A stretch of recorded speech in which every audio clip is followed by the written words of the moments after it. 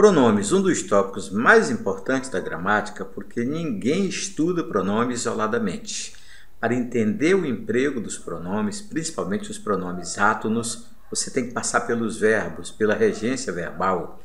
E aí, quando você melhora no emprego dos pronomes, de verdade, melhorou em vários tópicos gramaticais. Vamos resolver uma questão do IB de 2007 na Bahia. Substituindo o termo grifado pelo pronome átono correspondente, marque a alternativa em que houve erro na colocação pronominal.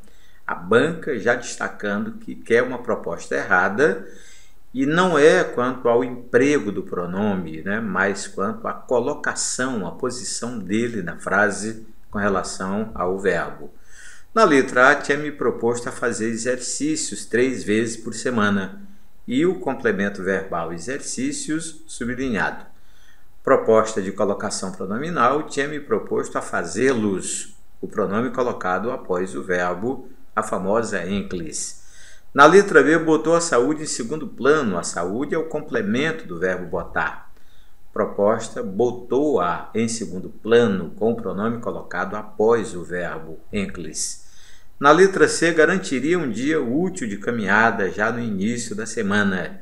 E um dia útil de caminhada é o complemento do verbo garantir. Proposta de colocação pronominal, garantiria-o já no início da semana. E na letra D, prometer aos outros, então é impensável. Proposta de colocação pronominal, prometê-los, então é impensável. Parece-me que a banca fez de propósito. A letra D de dado contém um erro, mas não é o erro do enunciado. Portanto, resolver questões de concurso naturalmente passa pela interpretação correta, interpretação lógica do enunciado. Portanto, a banca quer erro, mas é de colocação pronominal.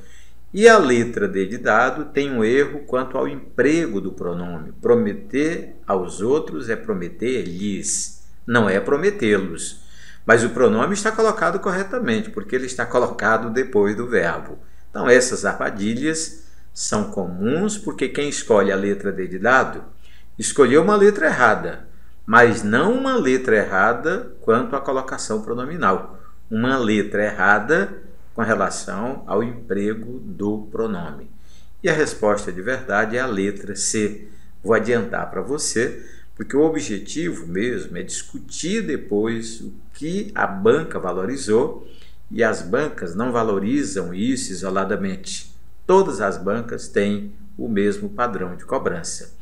Portanto, garantiria um dia útil de caminhada, não pode ser garantiria-o, porque é uma proibição famosa com relação à colocação pronominal.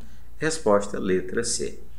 Então, vamos perguntar a você se você reconhece verbo no futuro do pretérito. Mais ainda, se você já sabe que há uma proibição a respeito do pronome no futuro do pretérito. Que proibição é essa? Vamos ver. Garantiria-o já no início da semana é uma construção errada.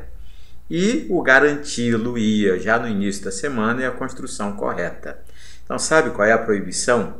É que se o verbo estiver no futuro do pretérito, a enclis é proibida. Não há exceção quanto a isso.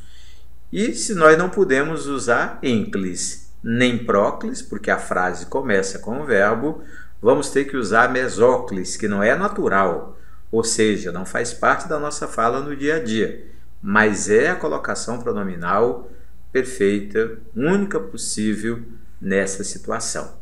Então vamos aos detalhes. O garanti-lo-ia é o verbo no futuro do pretérito e é o verbo que tem a enclis proibida ou tempo verbal com enclis proibida, por isso a mesóclis impõe-se. Se nós fizermos com o ele, ou seja, construir a frase colocando o pronome ele para começá-la, aí você tem liberdade para dizer ele o garantiria e liberdade para dizer ele garanti-lo-ia. Mas não tem lógica colocar o pronome após o verbo. Vamos de novo? A proibição?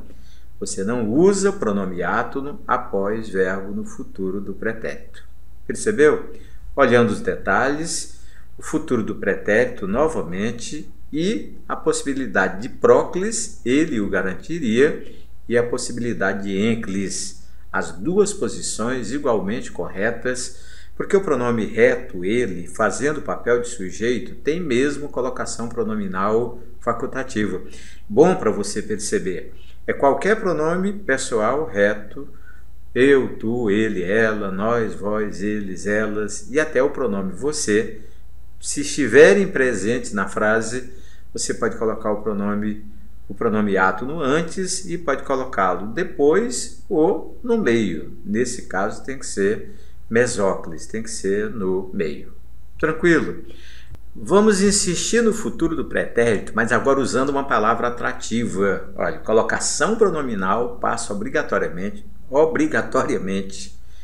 pelo reconhecimento de palavras atrativas no momento da leitura. Por exemplo, quando você lê o já, você tem ou não tem consciência de que é um advérbio e consciência de que todos os advérbios funcionam dentro da frase como palavras atrativas. Portanto, já garanti-lo-ia no início da semana é erro gramatical. Isso por quê? Porque o já tem o poder de atrair o pronome oblíquo átono o. Já o garantiria no início da semana é próclis obrigatória. Vamos aos detalhes. Agora você tem o futuro do pretérito, mas você tem o já, que é advérbio, e é próclis obrigatória. E aí a pergunta é: quantas palavras atrativas você tem na cabeça? A língua tem uma série delas. Por exemplo, você pode aprender de acordo com a classe gramatical. Os advérbios têm mesmo esse poder de atração.